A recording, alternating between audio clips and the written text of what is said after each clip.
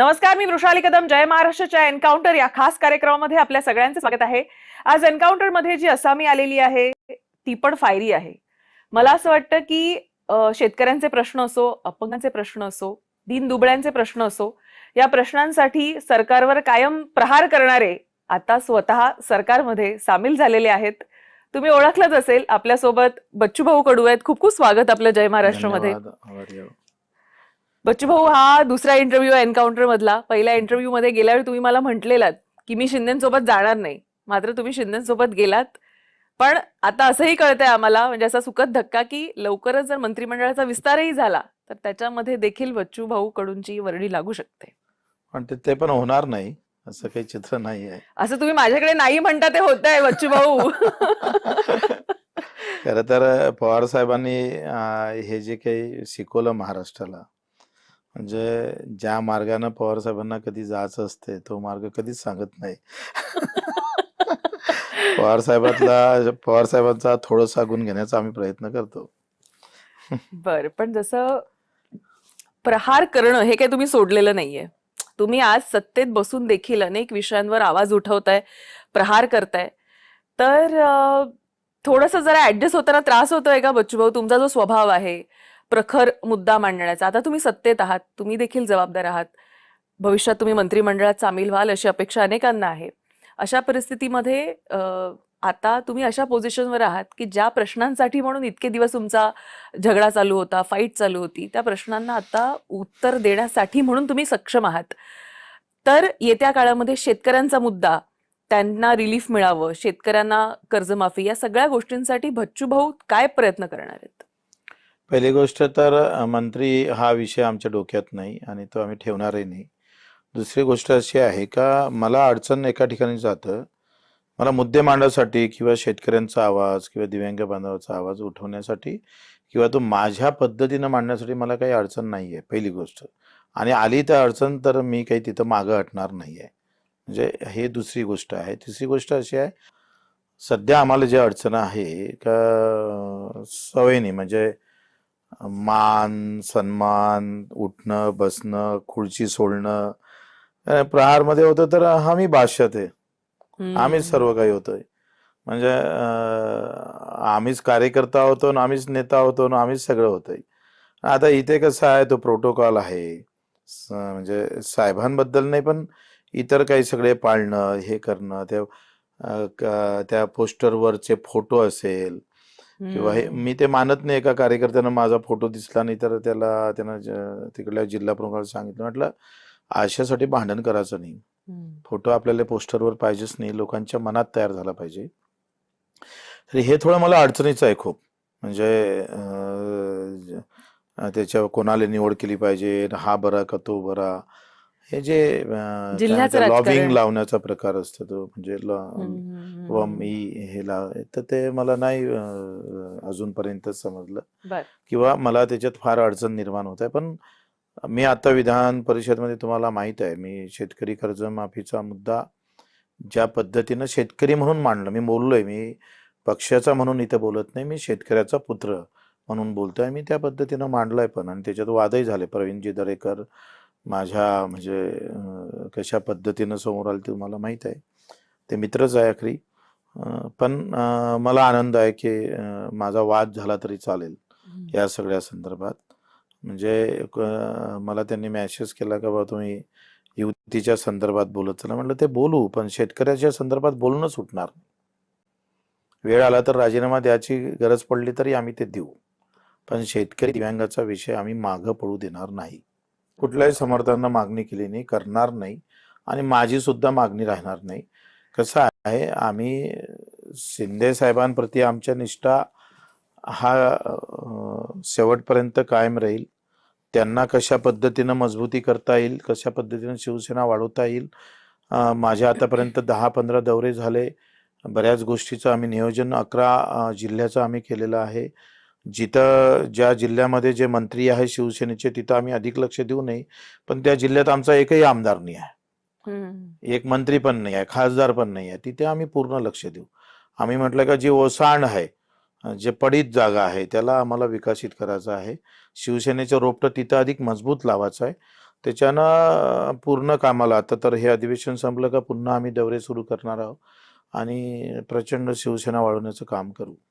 मला असं वाटतं विदर्भामध्ये शिवसेना वाढीसाठी तुमच्या येण्यानं प्रचंड मदत होणार आहे शिंदेंना, कारण विदर्भामध्ये तुमच्यासारखा चेहरा हा शिंदेंकडे आलेला आहे. केवळ अमरावतीच नाही तर अमरावतीच्या बाहेर जाऊन देखील अनेक जिल्ह्यांमध्ये आपला प्रभाव आहे.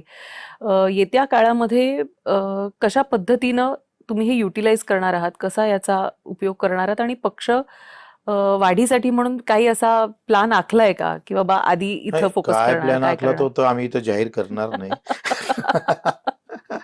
पण हे नक्की सांगू का, फार व्यवस्थित आणि नियोजनबद्ध आपण समोर जाऊ. कारण नाही म्हटलं तरी पुढच्या विधानसभा आम्ही संयुक्त लढणार आहोत सांगा. का अलग, म्हणजे प्रत्येक जण अलग अलग लढेल हे अजूनही निश्चित नाही आहे. पण आमची बांधणी ही पूर्ण मतदारसंघाचीच राहील. जिथं भाजप असेल तिथं वेळ आली तर शिवसेनेचं लढायचं काम पडलं तर ते लढेल. या भूमिकेत आम्ही काम करू. त्या भूमिकेसाठीच तुम्हाला घेतलं गेलंय का, असाही प्रश्न अनेकांना पडतो. नाही नाही, माझं काय मत आहे का, की आपल्या पक्षानं पूर्ण तयारी करावी. खरं ते उद्या बीजेपीलाही काम येऊ शकतं. खरं असं खरं. थोडं आहे का आमच्यासाठी तयार केलेली तयारी बीजेपीच्या कामी येणार नाही. पण तुम्ही बच्चू कडू हे नेहमी भाजप विरोधी भूमिका घेताना आपल्याला दिसतं, त्याचं काय कारण आहे? इतना क्यों गुस्सा है भाई? नाही नाही, भाजप विरोधी माझा काही असा गुस्सा नाही आहे. माझे तुमचे आंदोलन पहा, हे सामान्य माणसाचे आंदोलन, त्याच्यामुळे सत्तेत जो असतं का नाही त्याच्या विरोधात दिसतं ते. खरं. जे म्हणजे त्याचं जे लोकांना काय वाटतं का बच्चू कडू, आता मी मोदी साहेबांच्या गावात गेलो तर लोकांनी गृहीत धरून टाकलं बच्चू कडू म्हणजे मोदी साहेबांचे विरोधक. पण लोकांच्या हे डोक्यात येत नाही बच्चू कडू म्हणजे शेतकऱ्यांचा मजबूत.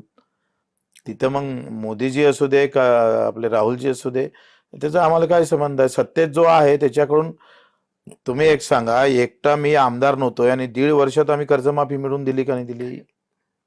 दिव्यांगांचा पगार 1,000 होता 2,500 झाला का नाही झाला? ज्या घरकुलांच्या ग्रामीण भागातल्या लोकांना फक्त 1.25 लाख भेटायचे त्याचे 1,75,000 आम्ही केले का नाही केले? भूमिहीन मजुरांना अपघात विमा लागून होता तो आमच्यामुळे झाला.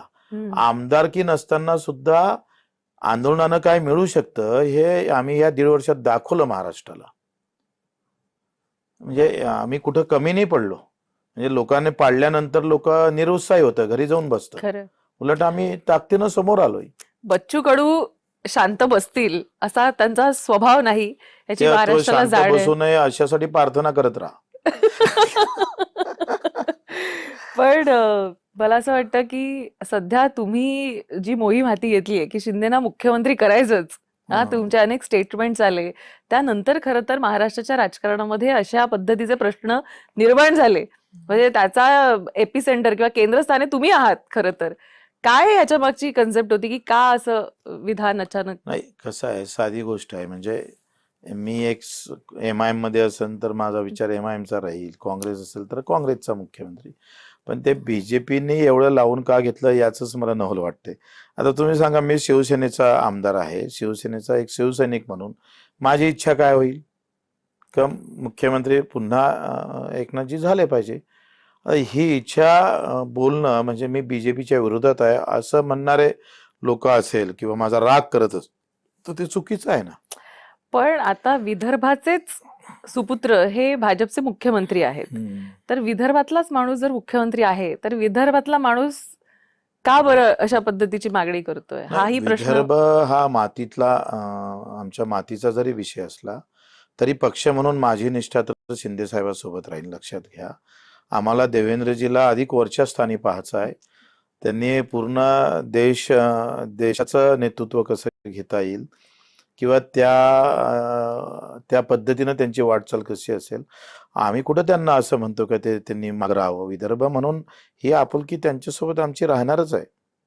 मग त्यांचं नेतृत्व का मान्य नाहीये महाराष्ट्र राज्यातलं? आमचं असं म्हणणं आहे का ते देश पातळीवरचं नेतृत्व आहे, त्या ताकदीचं आहे, म्हणून त्यांनी असं म्हणून तुम्ही शिंदेना बळ देता नाही? त्यांनीच उलट मदत केली पाहिजे या सगळ्या गोष्टीमध्ये. पण ह्या अनुषंगाने जेव्हा असे प्रश्न येतात ना किंवा असे स्टेटमेंट्स येतात, तर आम्हाला कायम असा प्रश्न पडतो, काय वेगळा संघर्ष आहे का तुमचा आणि देवेंद्रजींचा, असं काही आहे नाही का? नाही नाही, माझा काही वेगळा संघर्ष नाही आहे. ते मला बरेचदा अडचणीत आणण्याचा बरेचदा त्यांनी प्रयत्न केला आहे आणि मला पाळण्यासाठी पण त्यांनी पूर्ण ताकद लावली. तो काही विषय नाही आहे. पण याचा अर्थ आमची मैत्री कायमच आहे. तो काही विषय नाही. ते राजकीय हा विषय प्रत्येक जण करत असते. मी जरी असतो तर मी केलंच असतं. तो काही मला त्याच्यावर त्यांचा राग-गीग नाही आहे आणि तो संघर्षाचं त्याचं कारण पण नाही असू शकत. पण आता हां, मी बीजेपीत असतो तर बीजेपी त्यांनाच बोललो असतो. पण मी आता शिंदे साहेबांप्रती माझी निष्ठा इंचभर पण कमी होणार नाही. ती उलट वाढत राहील. खरंय, तुमच्या समोर टास्क पण तितकंच मोठं आहे. कारण विदर्भातून तुम्ही येता, आक्रमक चेहरा आहात तुम्ही अमरावतीचा. असं असताना विदर्भामध्ये तुमच्या पक्षवाढीसाठी म्हणून तुमचाच मित्रपक्ष हा तुमच्या समोरचं पहिलं आव्हान आहे. आज भाजपची विदर्भामध्ये ताकद आहे. असं असताना स्वतःच्या पक्षाला वाढवण्यासाठी म्हणून संघटनात्मक काही जे बदल करावे लागतील किंवा त्याच्यावर भर द्यावा लागेल, त्याकडे बच्चू कडू कसं पाहतात आणि त्यासाठी बच्चू कडू किंवा प्रहार मधली तुमची टीम, संघटना ही तेवढी सक्षम आहे का अशा पद्धतीनं काम नाही, ते करायला? कसं आहे आखरी जो काम करणारा पदाधिकारी आहे त्याला ताकद द्यायचं काम गावापर्यंत. आजकाल तर तुम्हाला माहित आहे राजकारण हे फार कर्तृत्ववान किंवा फार कामाचं किंवा कार्याचं राहिलेलं नाही आहे. ज्याला राजकारण उत्तम जमतं आणि कार्य नसलं तरी चालतंय, त्याचा एक काळ आलेला आहे हा, तुम्हाला लक्षात घ्या. आणि त्याच्यामुळं आम्ही 25 वर्ष मार लढत होतो. 350 गुन्हे दाखल झाले. काय काय आम्ही अंगावर करून घेतल्या सगळ्या. पण ते किती लोकांना भावलं याचं उत्तर शून्य आहे. ते राजकीय ते काय भावनिक भावलं, पण राजकीय ते भावलं नाही. राजकीय त्याला काही फार महत्व प्राप्त झालं नाही. एकंदरीत आमचा जो काही अभ्यास आहे त्याच्यामुळं मला असं वाटतं का आता आम्ही ठरवलं आहे का राजकारण करायचं आणि ते मजबूत केलं पाहिजे. त्यासाठी कशी बांधणी कशी करता येईल. कारण छत्रपती शिवरायांनी ज्या पद्धतीनं स्वराज्य हे मात्र एकमात्र लक्ष ठेवलेलं होतं आणि ते स्वराज्य रयतेसाठीच असलं पाहिजे आणि त्याच्यासाठी त्यांनी स्वतःच्या मुलासह स्वतःही अडचणीत येऊन बरेचदा म्हणजे जीव धोक्यात टाकून काम केलं. आमचं तोच पण आहे का हे रयतेचं राज्य निर्माण करण्यासाठी शिंदे साहेबासारखा दुसरा चेहरा अजून मजबूत आमच्याकडे नाही आहे आणि त्यासाठी आपण जसं आमच्या ज्या भावना शिंदे साहेबांच्या कामाबाबत जोडलेल्या लक्षात घ्या. कारण त्यांनी दिलेलं दिव्यांग मंत्रालय असेल, त्यांनी अनाथाच्या संबंधित घेतलेले निर्णय, पेपर फुटीच्या कायद्याच्या संदर्भात, स्पर्धा परीक्षा ज्या काही इतर घेत होते लोकसेवा आयोगाच्या माध्यमातून त्या कशा व्हाव्या, या सगळ्या अनेक गोष्टीबाबत आम्ही जे विषय त्यांच्याकडे घेऊन गेलो ते विषय फार व्यवस्थित त्यांनी सांभाळले आणि साध्या दिव्यांगाबद्दल थोडी एक मॅसेज जरी केला तर त्याच्यावर ज्या पद्धतीनं ते आम्ही आमदार नसतानाही त्यांनी जी आस्था दाखवली त्याच्यातून हे स्पष्ट झालं का सामान्य माणसासाठी कधी उभा असणारा माणूस महाराष्ट्रात जर कोणी असेल तर ते एकनाथजी शिंदे साहेब आहे. त्याच्याबद्दल कोणाचं दुमत नाही. पण प्रहार ही जी संघटना तुम्ही इतकी वर्ष चालवली, इतकी लोक त्याला जोडली गेली, कठीण होतं अशा पद्धतीनं? आमची प्रहार एक सामाजिक संघटना राहणारच आहे. प्रहार दिव्यांग संघटना जो आमचा आत्मा आहे, दिव्यांग संघटना पण राहणार आहे. राजकीय प्रवास मात्र शिवसेनेचा राहील. अपक्ष म्हणून सुद्धा आज इतकी वर्ष तुम्ही सातत्यानं निवडून येत आहे, अशा उमेदवाराला ज्यावेळी असं वाटणं की बाबा आता राजकीय बळाची आवश्यकता आहे, कुठे कमी काय काय नेमकं असं चुकलं किंवा राहून गेलं असं त्यावेळी वाटलं? नाही, आम्ही ज्या आपलं काय म्हणते कर्जमाफीचं आंदोलन झालं, हे सगळं केल्यानंतर विधानसभेत आम्ही ज्या पद्धतीनं 5, 10, 20 वर्ष ज्या पद्धतीनं शेतकऱ्याची बाजू मांडली, दिव्यांगांची मांडली, जे अतिशय दुर्लक्षित घटक आहेत, मतदारसंघाच्या पद्धतीनं काम केलं, त्याच्यानंतर जे रिझल्ट आले ना ते म्हणजे ते थोडे आम्हाला धक्कादायक देणारे होते. का आपण इतकं मरमर करतोय सगळ्या गोष्टी आणि निवडून येणारे जे काही प्रतिस्पर्धी उमेदवार होत आहे, कसं आहे माझ्यापेक्षा माझी रेष च्यापेक्षा जास्त रेष मोठी काढली त्यानं तेवढे श्रम घेतले तर मान्य करतो, पण ते माझीच रेष मोडून स्वतःची रेष मोठी करण्याचा प्रयत्न करणारे काही आपण जो येते उमेदवार किंवा जे निवडून दिलं आहे त्याच्याप्रती, तर तेव्हा आम्ही विचार केला का बाबा राजकारण हे आता लोकांच्या मते जसं जात, धर्म, पंथ, पैसा, सत्ता हा राजकारणाचा आता केंद्रबिंदू बनलेला आहे, महत्त्वाच्या टप्प्यात आलेला आहे. पहिले हे नेमकं वेगळं होतं आणि पहिले लोक पैशापेक्षा कामाचा माणूस पाहत होते. आता त्याची तुम्हालाही माहित आहे, मला काही वेगळं सांगायची गरज नाही, हे तुमचं आकलन तेच असेल, म्हणजे मला नाही वाटत ते वेगळं असेल. पण बच्चू कडूं सारखा माणूस जर अपक्ष म्हणून निवडून येतो, मात्र त्यांनाही जाणीव होते की आपल्याला राजकीय साथीची किंवा एका पक्षाची आवश्यकता आहे, अशामुळे तुम्हाला असं वाटतं का की अपक्ष म्हणून निवडून येण्यासाठी किंवा जी लोक इच्छुक आहेत किंवा ज्यांचे प्रयत्न असतात त्यांच्यासाठी आता वावच उरलेला नाहीये राजकारणामध्ये?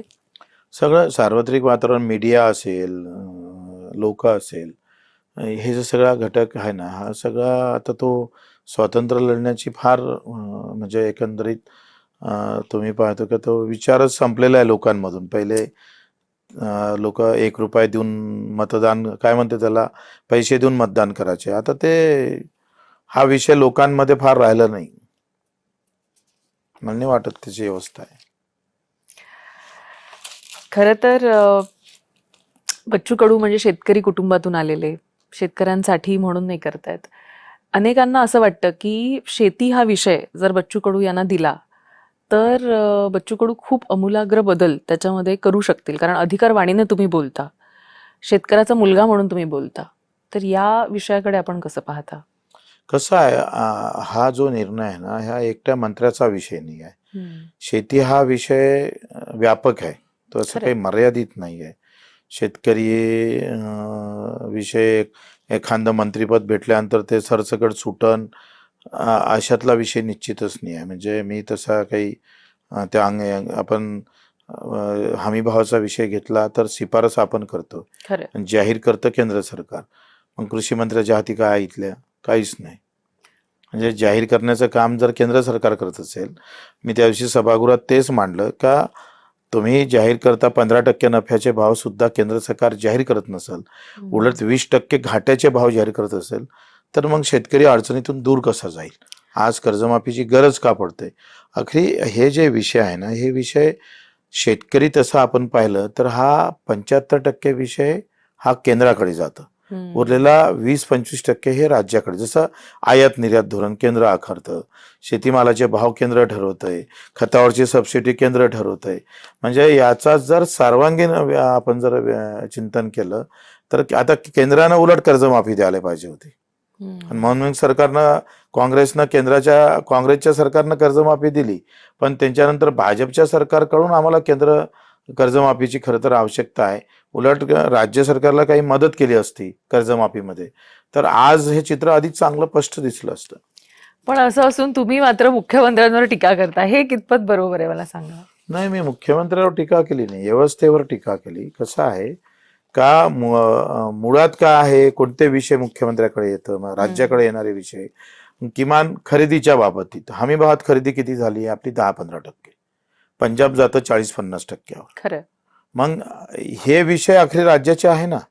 तिकडचा शेतकरी हा बिझनेसमॅन सारखा आहे, तो मोठा आहे, त्याला इन्कम सोर्स त्याचा अधिक आहे. तसा हमी भाव किंवा तितका पैसा हा खेळता शेतकऱ्याच्या हातात नाही आज महाराष्ट्रातल्या. हा, तो काय झालंय, मुळात शेतकऱ्याकडे पाहण्याचा दृष्टिकोन, आपण 8वा वेतन आयोग करता देताना सरकार मोठं खुश असतं, आनंदी असतं. आता 7वा झाला, 8वा देताना खूप आनंदी असतं. काय कारण का बा, तो अधिकाऱ्याच्या हाती का पैसा दिला 20% लोकांच्या, तर तो काय येईन मार्केटमध्ये येईल. आणि शेतकऱ्याच्या हाती गेला म्हणजे तो काय लपून ठेवतो का? तो पण मार्केटमध्ये जाणतंय. पण हे जे पहिलेपासून बनलेली जी काही हे आहे ना विचारधारा आहे, ती बदलवली पाहिजे. आता तुम्ही सांगा, आता 8वा वेतन आयोग येणार आहे, मला वाटतं या 1-2 वर्षात तो लागू होईल आणि पगार आपण नाही म्हटलं तर 15-20% न वाढणार आहे. भाव किती टक्क्यावर राहणार आहे आमचे?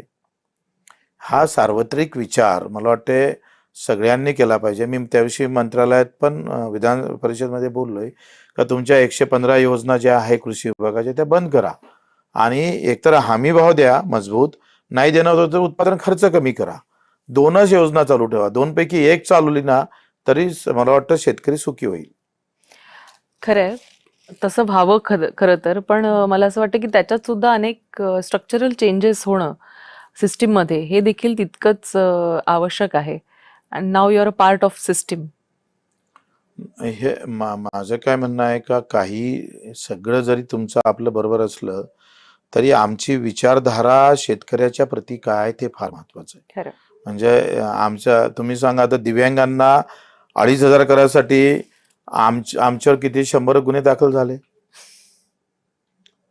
आखरी हा विचाराचा विषय आहे. दिव्यांगासाठी आंदोलन करावं लागतं हेच दुःखाची गोष्ट आहे. नक्कीच.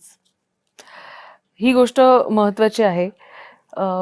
असं नेहमी म्हटलं जातं तुमच्याबद्दल, थोडंसं राजकीय विचारते. ज्यावेळी शिंदेनी हे सगळं बंड केलं होतं त्यावेळी आपली देखील महत्वाची भूमिका होती. तुम्ही देखील तिथं गुवाहाटीला गेलेला होता आणि तेव्हापासूनच कुठेतरी एक सुरू होतं असं लोक म्हणतात की आज ना उद्या तुम्ही शिंदेकडे जाल किंवा त्या पद्धतीचं काही. आणि मला असं वाटतं ज्यावेळी आंदोलन आलं, मोठ्या प्रमाणावर शेतकरी देखील तुमच्या आंदोलनाला, मला वाटतं 3 दिवस आंदोलन आपलं सुरू होतं, मोठ्या प्रमाणावर हायवे जॅम झाला. या सगळ्या परिस्थितीमध्ये तेव्हा कुठेतरी टॉक्स सुरू झालेले का की बाबा तुम्ही इथं या आणि इथंच शंकांचं निरसन तुम्ही करा तुमच्या? नाही, बिलकुल नाही. गुवाहाटीत मी सगळ्यात शेवट जाणारा, तोही माझा राजकुमार माझ्या पक्षाचा पहिले जाऊन बसला म्हणून तिथं मला न्यायालयात त्यावेळेस जावं लागलं. तो गेल्यानंतर मी एकटा राहून काही फायदा नव्हता आणि मग त्याच्यासोबत आम्ही गेलो. दुसरी गोष्ट, दिव्यांग मंत्रालय त्यानं कबूल केलं, तिथं आपण गेलोय.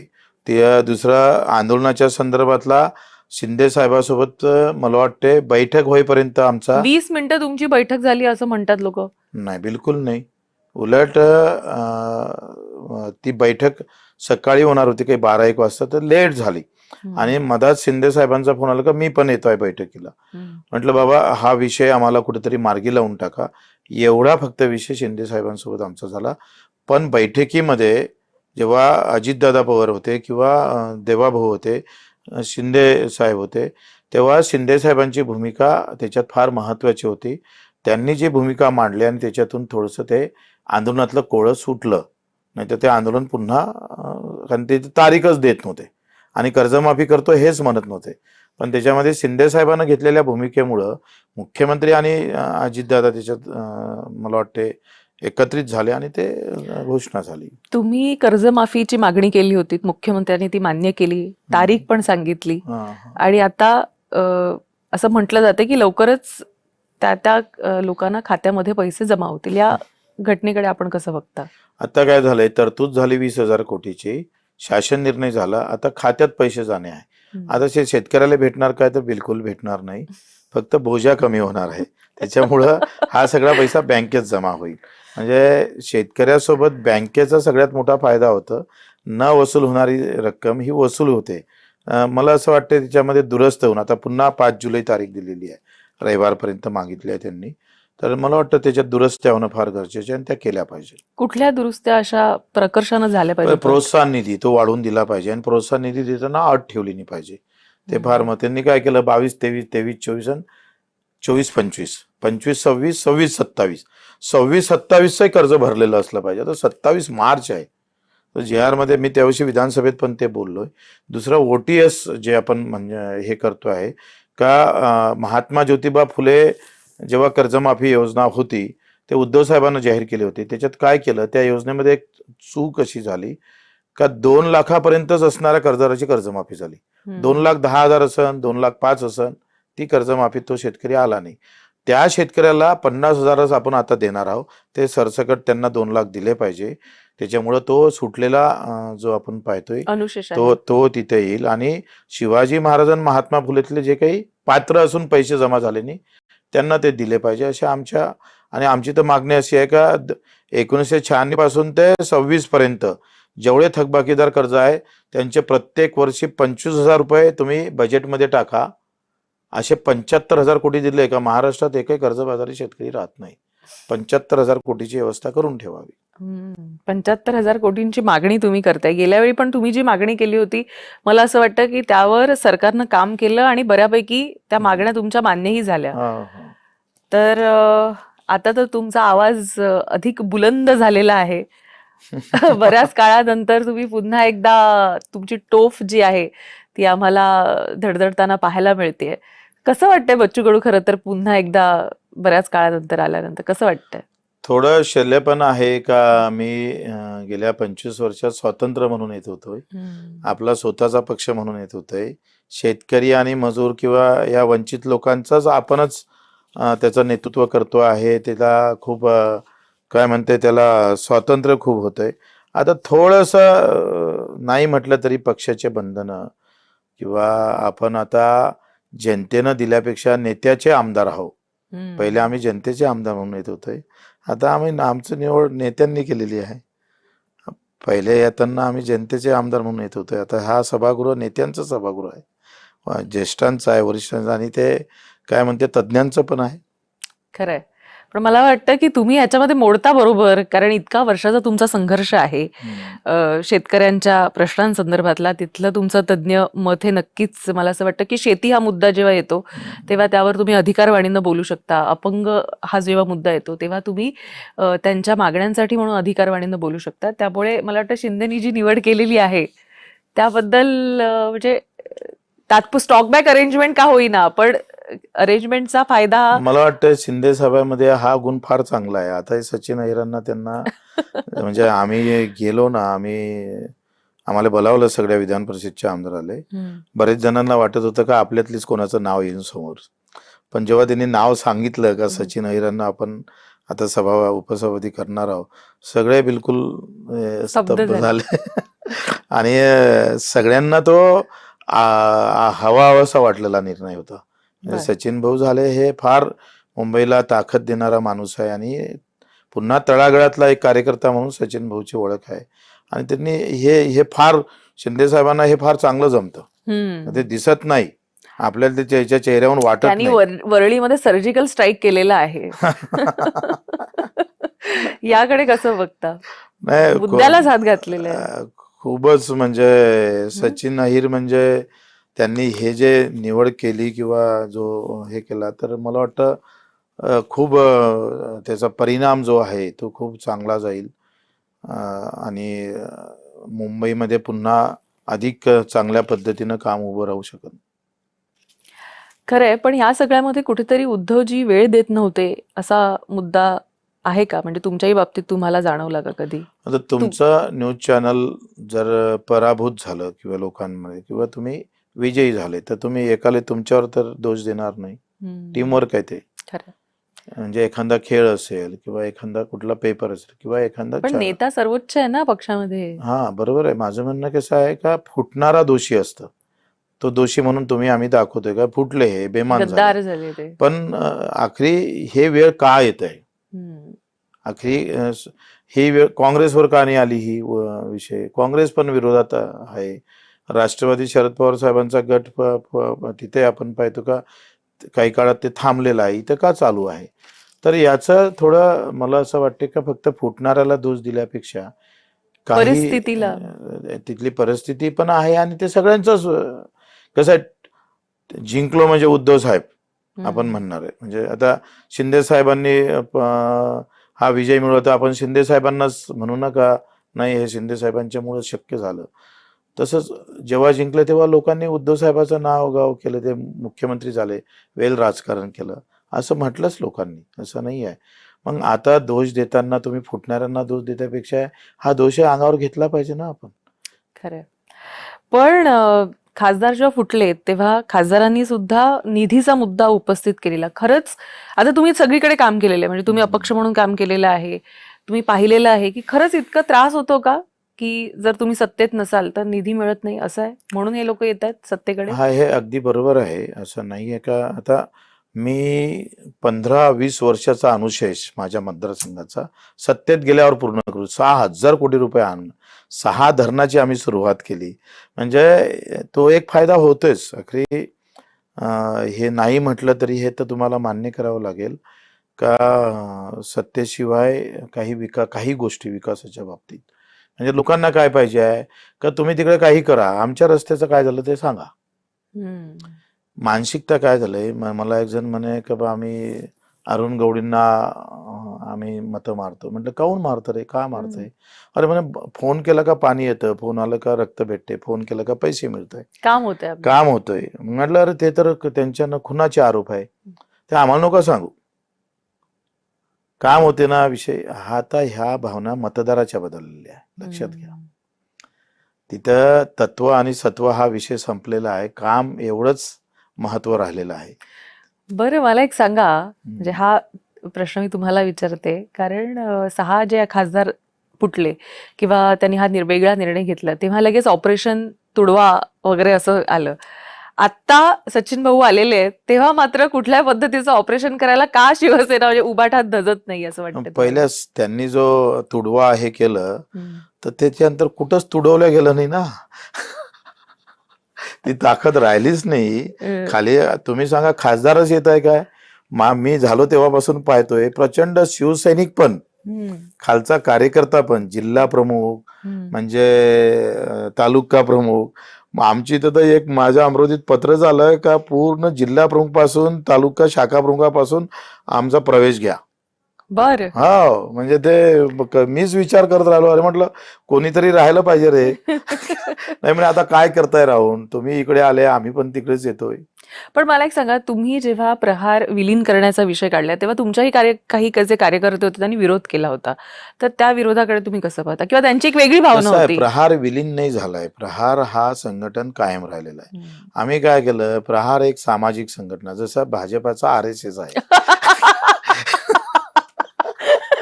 तसं शिवसेनेचा प्रहार आहे असं तुम्ही म्हणताय आता. सामाजिक काम करायला प्रहार आहे ना. प्रत्येक पक्षाच्या सामाजिक संघटना आहेच, त्यातली एक प्रहार आहे. बरं, म्हणजे शिंदेनी असा ड्युएल विचार करून तुम्हाला घेतलंय असं म्हटलं तर अवघड ठरणार. शिंदेचा फार विचार आहे तुम्हाला घेण्यामागचा, कारण तुम्ही थेट मुख्यमंत्र्यांना अंगावर घेता, थेट असं त्यामुळे इतक्या गोष्टीसाठी थोडं घेतलंय. हा दिसणारा तुम्हाला बच्चू कडू आहे, पण आमचा अंतरप्रवाह जो आहे तो फार मजबूत आहे, लक्षात घ्या. आम्ही जे चळवळ उभी केली केव्हाही त्याच्यानं बरेचदा लोक आम्हाला म्हणायचं बच्चू कडू टाकीवर चढणारा, पण 105-15 वेळा रक्तदान करणारा बच्चू कडू दाखवला गेला नाही, हा माझा थोडा दोष आहे. अगदी बरोबर. पण मला असं वाटतं की अमरावतीमध्येच नाही तर विदर्भात तुमचा जो एक प्रभाव आहे त्याचा फायदा पक्षाला तुमच्या येत्या काळामध्ये नक्कीच होणार आहे. पण हे सगळं करत असताना तुमचे म्हणजे आता विदर्भातले किंवा अमरावतीचा आपण जर विचार केला गेला तर आम्हाला तर कळलं की तुम्ही येणार म्हणून पहिलं तुमचं स्वागत तर रवी राणांनी केलं होतं फोन करून. बातम्या पण चालवल्या, आम्ही काय सांगितलेलं? कायमचा दुश्मन कोणीच नसतं, कायम मित्रही नसतं. मला वाटते स्वागत नाही केलं, फोन केला होता. मी त्यांना वाढदिवसानिमित्त शुभेच्छा दिल्या होत्या आणि त्यांनी पण. मी तर आता आम्ही म्हटलं का नवनीतजी राणा जरी शिवसेनेत असेल तर आम्ही स्वीकारू. आम्ही यशोमती ताईच्या त्यांना पण भेटणार आहोत. आज शिवसेना वाढवणं हाच आमचा एकमात्र राजकीय धर्म आहे. ती कशी वाढल याच्याशिवाय आम्हाला दुसरं काही दिसणारच नाही ना. तुम्ही तर नवनीत राणांना इन्व्हाइट पण केलं होतं, पण तुमच्याकडे ती जागाच नव्हती, त्यामुळे का बरं तुम्ही कायम असं थोडंसं डिचवत असता किंवा टॉन्ट मारत असता? आनंद मिळतो का तुम्हाला? आता हे त्यांनी डिवोर्सनं तुम्ही समजत असेल तर एवढं चांगलं आम्ही बोलत असताना तुम्ही त्याला वेगळा अर्थ काढत असाल, त्याला काही म्हणजे कसं आहे ते. तुम्ही तर म्हणजे सुनेत्रा वहिनींनाही सांगितलं की अरे इतका चांगला पर्याय येत असताना तुम्ही का सोडला हातचा वगैरे. हो, म्हणजे खरं तर त्यांना मोठा हे म्हणजे आपण पाहतोय का ते म्हणतं ना एक टीम लीडर, म्हणजे त्यांचा जो नाव आहे भारतभर, तर राष्ट्रवादी भारतभर पसर गेली असते ना. त्यांनी ते कसं चुकवलं मला माहित नाही. पण त्यांनी तर ठामपणे सांगितलं की काही झालं तरी मी भाजप सोबतच आहे, भले आता मला संधी ना मिळो, मी पक्ष बदलणार नाही, असं त्यांचं म्हणणं होतं. लोकांना असं वाटलं, पण ते कसे काय राष्ट्रवादीकडे गेले मलाही तेव्हा, म्हणजे एवढा मोठा भाजप पक्ष देशभर असल्यावर ते भाजप राष्ट्रवादीकडे खासदारकी मागायला गेले, तेव्हा म्हणजे माझ्या डोक्यात हे विचार आलं की एवढा चांगला पक्ष सोडून कसे काय जात आहे. नाही, त्या म्हणत होत्या की ही जागा तुम्ही भाजपला द्या, मी भाजपमधून लढते. हो, म्हणजे 2 मागण्या होत्या, यांनी खासदार करावं आणि भाजपला पण सोड.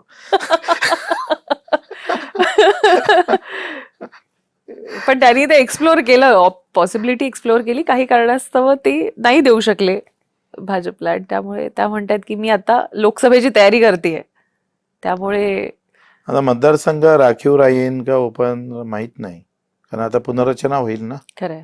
हम्म. पण आता महिला बिल पण येत आहे, त्यामुळे तर अधिक प्रबळ आहे. हो.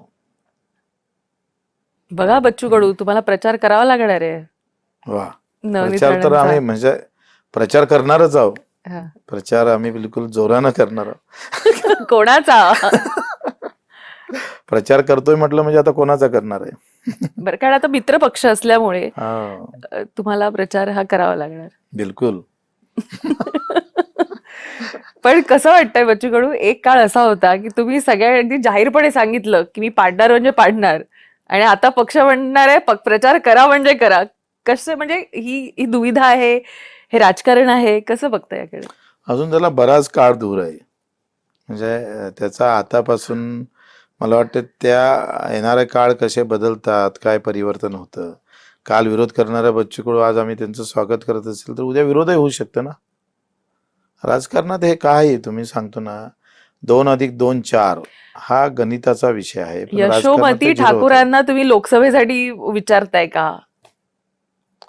आम्हाला पक्ष वाढवायचा आहे, त्याच्यामुळे हे सगळे चांगले लोक आले पाहिजे. बच्चू कडू जी येत्या काळासाठी जी मोर्चे बांधणी करताय, त्याचं आकलन आम्हाला थोडं थोडं येऊ लागलेलं आहे. मला असं वाटतं पहिल्यांदा तर लोकसभा इलेक्शनच होणार आहे म्हणजे आगामी काळामध्ये, आणि त्यानंतर विधानसभा होईल.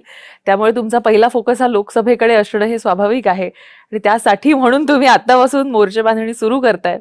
आणि तुम्ही बरं, काय रिस्पॉन्स काय आहे यशोमतीताईंचा या संदर्भात? नाही, माझं अजून काही बोलणं झालं नाही. आम्ही इथूनच सध्या आता टीव्हीच्या चॅनलच्या माध्यमातून, न्यूजच्या माध्यमातून त्यांना. पण मला तर म्हणजे ते तर रवी राणांनी तर उघडपणे सांगितलंय की यशोमती ठाकूर भाजप जॉईन करणार आहेत. कसं काय तुम्ही त्यांना वळवणार शिवसेनेकडे? ते मला माहित नाही जॉईन करणार असं मी म्हणत नाही. आम्ही फक्त त्यांना आवाहन करतोय. रवी राणांना जॉईन करणार आहे त्यांची माहिती आहे, मी आवाहन करतोय. हा बरं. दोघांमधला फरक आहे. बर, तुम्ही आवाहन करताय की तिथं जाण्यापेक्षा इथं लोकसभा लढा शिवसेनेकडून? नाही, लोकसभा काय ते अधिक दुसरे पण काम हे आहे, म्हणजे शिवसेना आहे आखरी.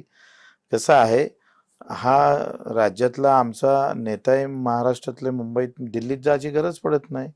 विनाकारण त्रासही कमी होतो. खळखटाक नको असं म्हणायचं तुम्हाला?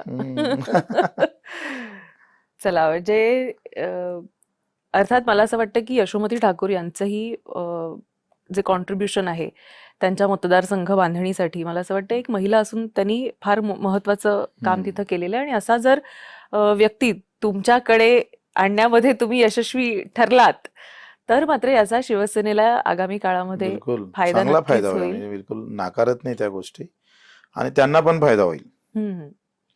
असं नाही एकाच. जसं मला मी पाहतो का यशोमतीताईंना पण त्याचा चांगला फायदा होऊ शकतो. त्यांनी तो विचार केला पाहिजे. बघा, आता गेल्या वेळी तुम्ही ठरवून माणसांना पाडलेलं आहे. तुम्ही यशोमतीताई सगळ्यांनी ठरवून कॅन्डिडेट पाडलेला होता लोकसभेचा. नाही, तर त्यांनी यावेळी निवडून आणला कॅन्डिडेट, मी पाडलं.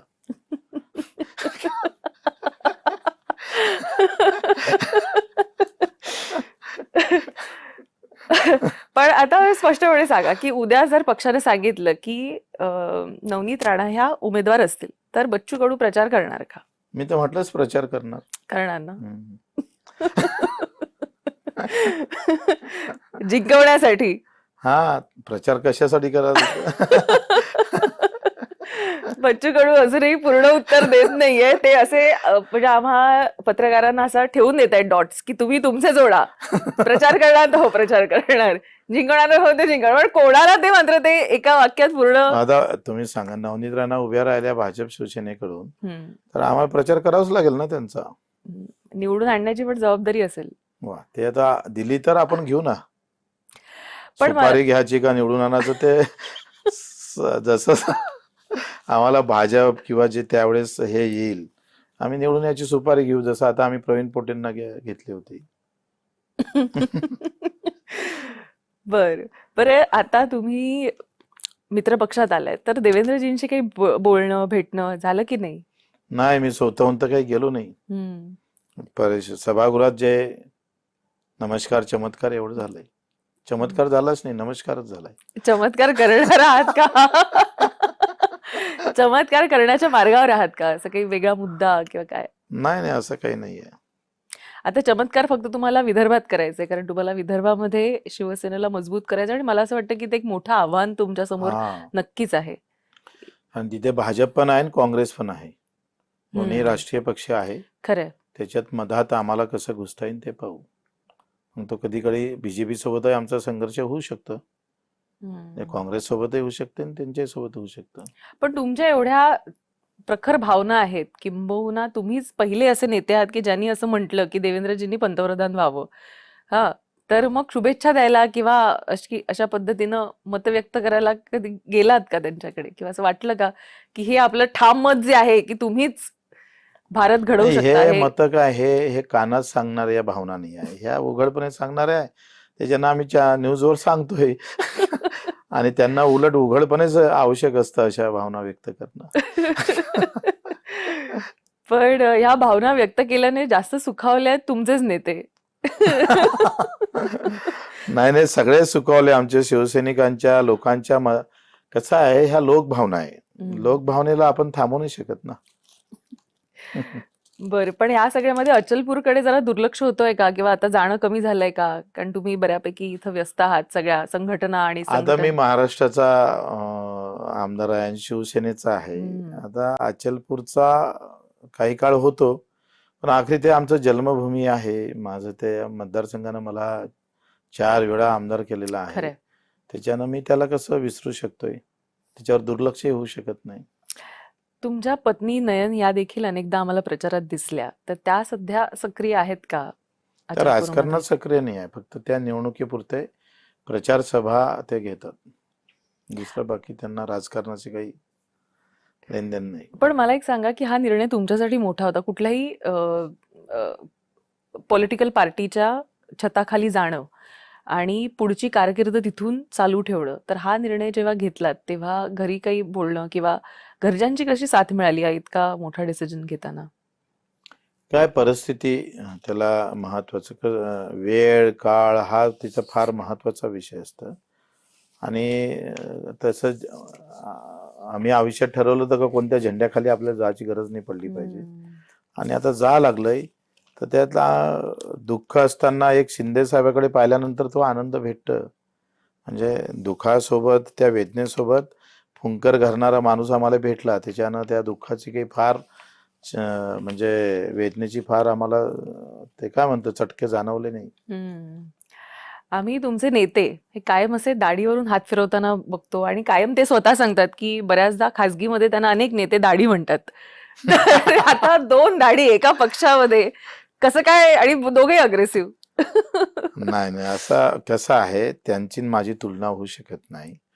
आम्ही त्यांचे शिवसैनिक एक कार्यकर्ता म्हणूनच राहू, त्या पद्धतीनंच आम्ही समोर जाऊ.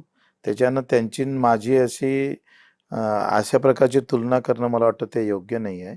आखरी मी एक नाही म्हटलं तरी शिवसैनिक म्हणून आम्हाला समोर कसं जाता येईल हाच उद्देश आमचा कायमचा राहील. लोक असंही म्हणतात की सामाजिक न्याय हा विभाग जर तुम्हाला देण्यात आला, की खातं जर तुम्हाला देण्यात आलं रिशफलमध्ये कॅबिनेटच्या, तर फार मोठा चेंज तुमच्या माध्यमातून या घटकांपर्यंत पोहोचू शकतो. याकडे आपण कसं पाहता? कसं आहे, माझं तर आपला तो विषयच नाही आहे. आता जर तर मध्ये आपण बोलण्यात काही अर्थ नाही आहे. म्हणजे आम्ही मंत्री करावं ही माझी मागणी नाही पहिली गोष्ट, आणि त्याच्यासाठी आम्ही आग्रही राहणार नाही. आखरी तो पक्षाचा निर्णय आहे, आणि त्यांनी जर दिलं तर ते आनंदानं स्वीकारून त्याचा परिणाम पक्षासाठी आणि लोकांसाठी निश्चित दिसेल. तुम्ही आता फार डिप्लोमॅटिक झालेले आहात. जसे तुम्ही ना पक्षात गेला, तुम्ही एकदम डिप्लोमॅटिक उत्तर देताय.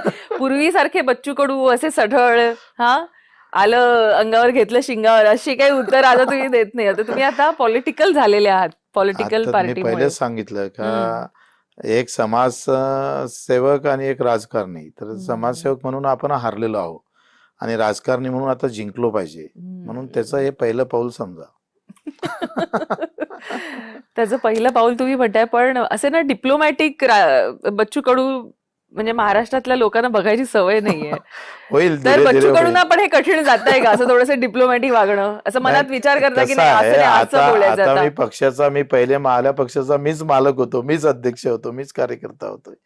आता आमचा पक्षाचे मालक एकनाथजी शिंदे आहे. त्याच्यामुळे आम्हाला त्यांना अडचणीत आणून काही बोलायचं नाही आहे. माझ्या बोलल्यानं ते पण अडचणीत नाही आले पाहिजे.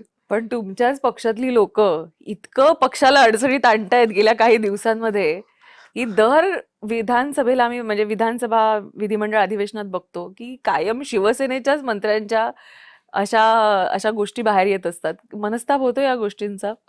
नाही, मला वाटतं नाही व्हायला पाहिजे. कारण काय झालंय, शिंदे साहेबांची मेहनत तुम्ही जर पाहिली तर मला नाही वाटत ते 2-3 तास झोपत असेल आणि प्रचंड कामात असतं. अशा वेळेस अधिक ताण होणार नाही याची काळजी घेतली पाहिजे. सगळ्यांना तंबी दिलेली आहे का शिंदेनी की आता नीट वागायचं आणि नीट बोलायचं बाहेर? कदाचित दिली असेल, माझ्यापर्यंत नाही आली. मला असं वाटतं की जरी तुमच्यापर्यंत निरोप आला असेल किंवा नसेल तरी सुद्धा तुमचं एक स्वभाव पाहता तुम्ही तुमच्या शैलीत जाता आणि मला असं वाटतं तुमची जी शैली आहे ती महाराष्ट्रानं स्वीकारलेली आहे. बरोबर आहे. हो ना? आणि त्या बीजेपीनं जास्त स्वीकारावी एवढा विनंती आहे.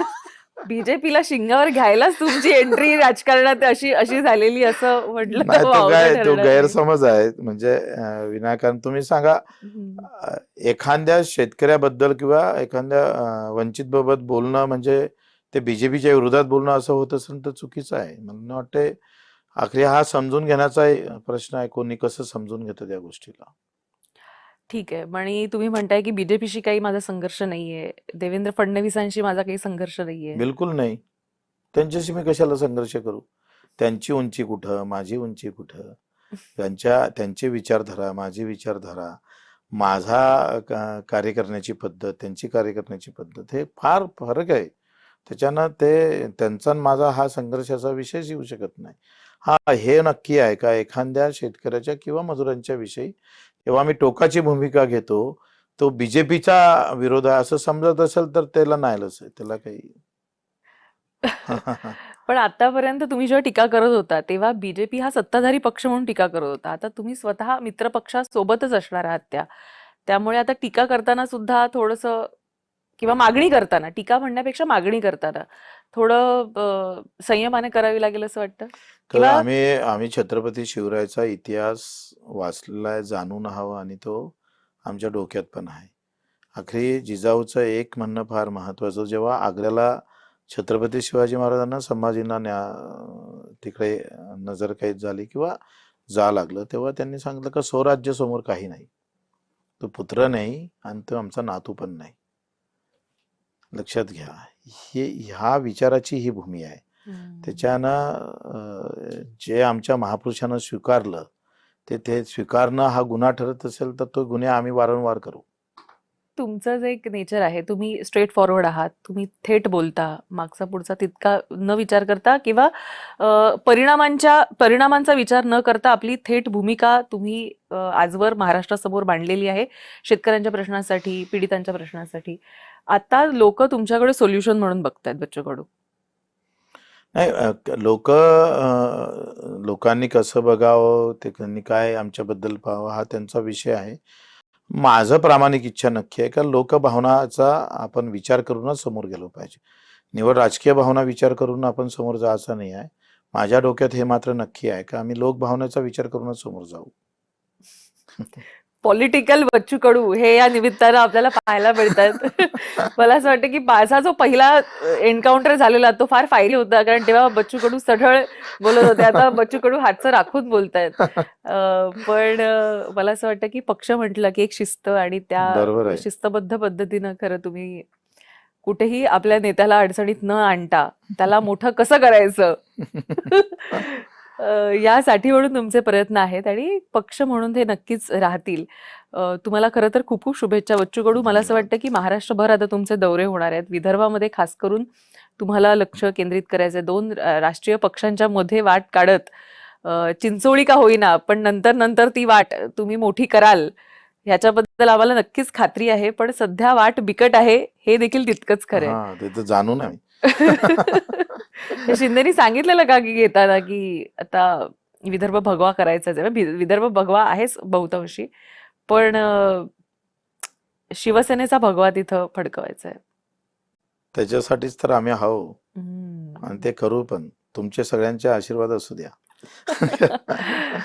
तुमची मला असं वाटतं की पत्नी राजकारणामध्ये तुम्हाला मदत करते, तर पुढच्या पिढीसाठी काय सांगाल की त्यांची काय धडपड चालली आहे? राजकारणातला अजून काही आम्ही परिवार म्हणून बसलो नाही. पुढे काय केलं पाहिजे, कशा पद्धतीने केलं पाहिजे. पण आता आता तुमच्यावर तर मोठी जबाबदारी आहे. अचलपूर हे कारण तुमचा आता किती वेळ हा अचलपूरमध्ये जाईल हा थोडासा विषय आहे, कारण बऱ्याच ठिकाणी तुम्हाला फिरणं आहे, पक्ष बांधणी, मोर्चे बांधणी करायची आहे. लोकसभेसाठी म्हणावा तितकासा वेळ आहे असं म्हणता येत नाही, कारण चॅलेंज मोठं आहे, वेळ कमी आहे. कमी आहे. आणि तिथं आता बच्चू कडू म्हणजे विजय किंवा फत्ते असं एक तुमच्याकडे पाहिलं जात आहे, त्यामुळे हे चॅलेंज मोठं होऊन बसलेलं आहे. अशा परिस्थितीमध्ये अचलपूर किंवा या ठिकाणी असं वाटतं का की पत्नी किंवा घरच्यापैकी कोणी असं ते सांभाळावं आणि हा, बाकीचा जो विदर्भ आहे तिथं तुम्हाला लक्ष केंद्रित अजून करता तर काही यावं? असा विचार केला नाही. अजून तरी बाईट द्यायचा नाहीये. बरं, हरकत नाही. तुमच्या पुढच्या वाटचालीसाठी शुभेच्छा. खरं तर तुम्ही जरी नाही म्हटलं तरी शेतकरी असो किंवा कष्टकरी जे आहेत त्यांना नक्कीच वाटते की बच्चू कडू यांचा समावेश हा मंत्रिमंडळामध्ये व्हावा, जेणेकरून अधिक सक्षमपणे सगळेच विषय काही राज्य पातळीवर सुटतीलच असं नाही, देश पातळीवर असतात, पण त्याचा फॉलोअप करण्यासाठी म्हणून सुद्धा एक खंबीर नेतृत्व हे तितकंच गरजेचं असतं, जे चिकाटीनं तुम्ही करू शकता अशी अनेकांची धारणा आहे. ज्या पद्धतीनं तुम्ही पुन्हा एकदा चंग बांधलेला आहे की एकनाथ शिंदेना मुख्यमंत्री करायचाच आणि त्यासाठी म्हणून विदर्भामधून त्यांना अधिकाधिक साथ मिळावी यासाठी प्रयत्न करताय. परिणामी आपल्याला आवडो किंवा न आवडो अशा व्यक्तींचा देखील आपल्याला प्रचार करायला सुद्धा तुम्ही तयार आहात. तर हे मोठंच शिवधनुष्य आहे असं म्हटलं तर वावगं ठरणार नाही बच्चू कडू. बिलकुल. आम्ही विदर्भातून सगळ्यात जास्त शिवसेनेचे आमदार आणण्याचा प्रयत्न करू. खासदार खासदार आधी लोकसभा येणार आहे बच्चू कडू. खासदार पण आणू असं थोडं आहे. शिंदे साहेबांचा मान ठेवण्यासाठी आम्ही ते करू. बरं, शिंदे साहेबांचं आणि तुमचं ट्युनिंग कसं आहे, कारण तुम्ही दोघेही ना अग्रेसिव्ह आहात. हो. असं असताना कधी असं दोन्ही बाजूनी लोहा गरम एवढं आहे असं आता होतं काही का? माझ्या संबंध नाही आला, मी संपर्कात नाही आलो. आता थोडं वाढेल तेव्हा पाहू.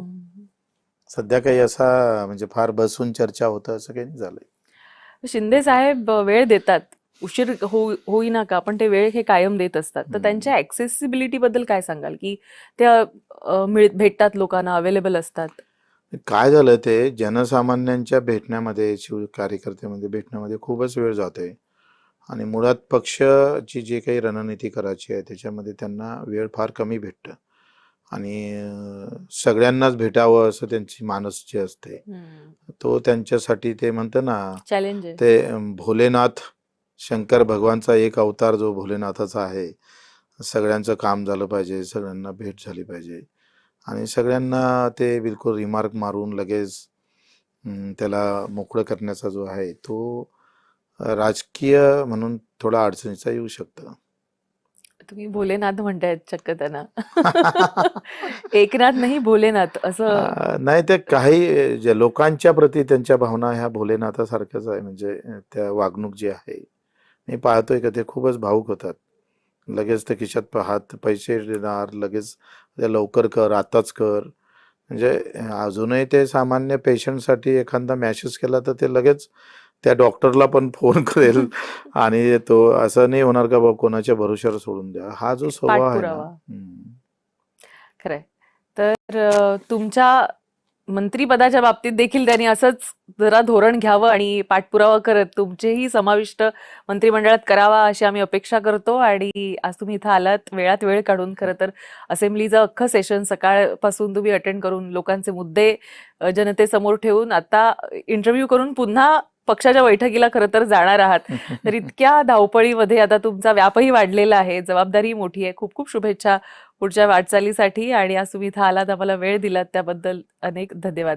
नाना पाटेकरांना भेटलाय का? आता नाही, त्यांना फोन म्हणावं की तुमच्या नावानं पक्ष चालू केला आणि आता सामाजिक विचारासाठी त्यांचं मार्गदर्शन घेऊ. खरंय खरंय. खूप खूप धन्यवाद तुम्ही इथं आलात आणि आभारी आम्हाला आहे. वेळ दिलात. आपले आभारी आहोत. एन्काउंटर मध्ये आता वेळ झालेली इथेच थांबायची, पण तुम्ही कुठेही जाऊ नका, पाहत राहा फक्त जय महाराष्ट्र.